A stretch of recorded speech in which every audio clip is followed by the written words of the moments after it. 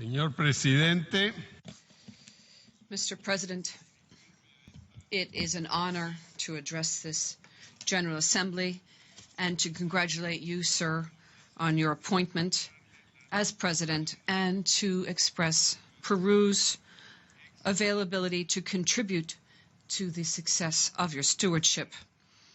Mr. President, 2 months ago, I began my term as President of the Republic of Peru, expressing a commitment to the objectives set forth by the founders of our republic.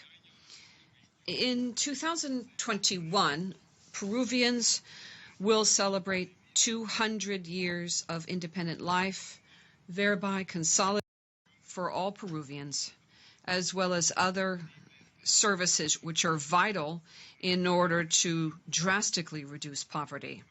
In the context of a full front-on battle waged against corruption, discrimination, insecurity, and drug trafficking.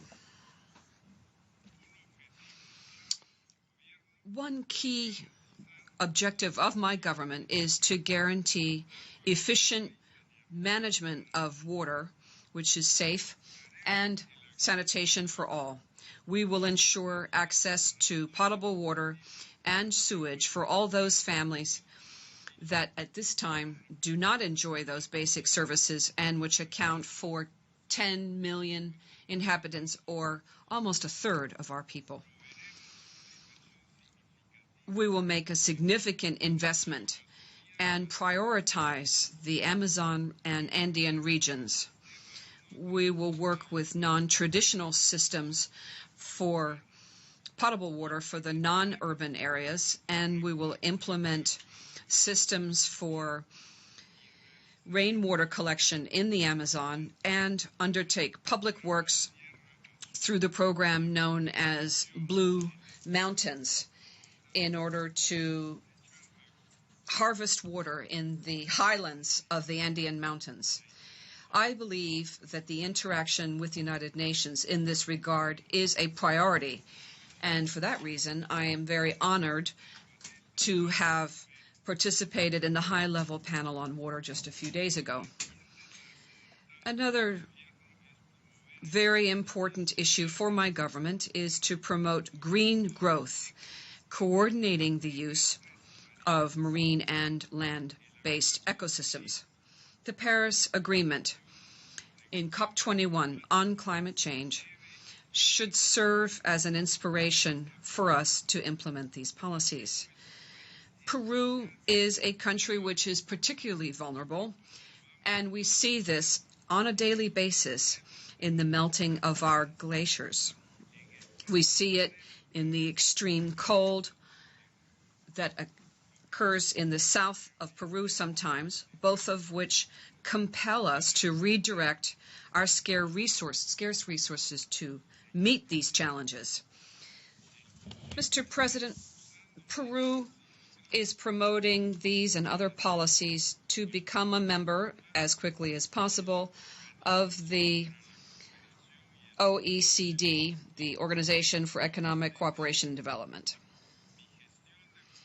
My government's administration has a clear vision of the new challenges and responsibilities that Peru must grapple with, which lead us to deepen our agreements with countries that have similar prospects, problems, and challenges. And these would include our partners in the Pacific Alliance, to wit, Colombia, Chile, and Mexico. It would also include Brazil and Argentina, who are important neighbors to us, along with Ecuador. Together with them, we are in a harmonious and coordinated manner tackling the challenges of development in the 21st century. Mr. President, Peru has a firm commitment to defending and definitively consolidating democracy, representative democracy, human rights, and the rule of law. This commitment was clearly enshrined in the Democratic Charter of the Organization of American States.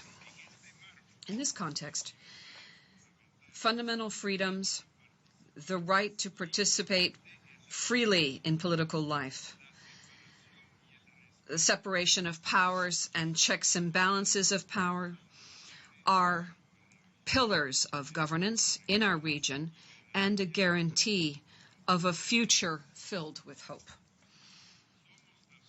We also respect the principle of non-intervention in the internal affairs of other states. This is a norm which Latin American countries set forth and introduced as a norm in international law a century ago.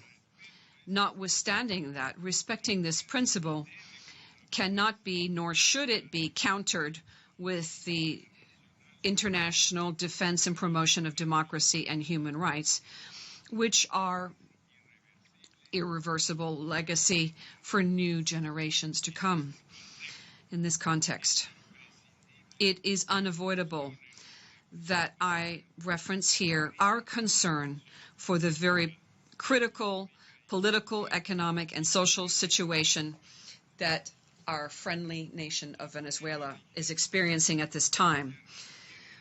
Full-fledged democracy requires absolute respect of human rights and fundamental freedoms, as well as due process. It also requires a full guarantee of the respect of the separation of powers and checks and balances. This situation has been impacted in Venezuela by the extreme violence, social and political confrontation that is taking place there, and by a severe shortage of both food and medicine. In order to tackle this multifaceted crisis, we hold forth in solidarity and call for, as soon as possible, a dialogue to be initiated. An internal political dialogue should take place without any conditions or restrictions in a context of full respect of the Constitution. Peru is available and quite willing to undertake all necessary efforts that might assist our Venezuelan friends to bring about a solution to their problems. We will work with those countries of the Pacific Alliance in this endeavor, and specifically we will work with our neighbor, Colombia, where we will be in a few days in order to witness the signing of the peace agreement with the FARC.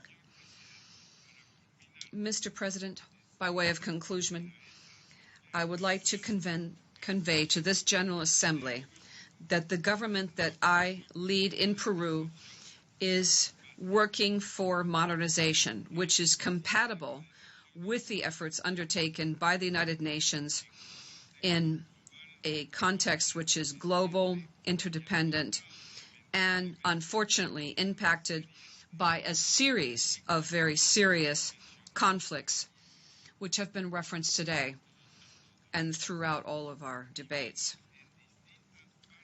We live in different parts of the world and are experiencing a crisis in confidence, a loss of ground in globalization, protectionist and population temptations, and an almost unprecedented wave of refugees, as the King of Jordan just mentioned a few minutes ago.